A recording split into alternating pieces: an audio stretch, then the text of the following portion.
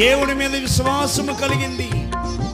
కలిగి తన ప్రజను చూద్దామని బయలుదేరాడు. విశ్వాసము లేకపోతే, విశ్వాసము కలగకపోతే నువ్వు లోకంలోనే తిరుగుతూ ఉంటావు, ఆచారంలోనే ఉంటావు, పాపంలోనే ఉంటావు. విశ్వాసము నీలో కలిగినప్పుడే ప్రభు వైపుకి వస్తావు. విశ్వాసము నీలో కలిగినప్పుడే ప్రభు దగ్గరికి వస్తావు. విశ్వాసం నీలోకి వచ్చినప్పుడే దేవుని మందిరానికి వస్తావు. విశ్వాసము కలిగినప్పుడే దేవుని కొరకు నిలబడతావు, దేవుని కొరకు కార్యాలు చేస్తావు, దేవుని పనిలో సహకారిగా ఉంటావు, సపోర్టుగా ఉంటావు. విశ్వాసం ఉన్నప్పుడే, విశ్వాసం కలిగినప్పుడే దేవుని కొరకు ఏదైనా చేయగలుగుతావు.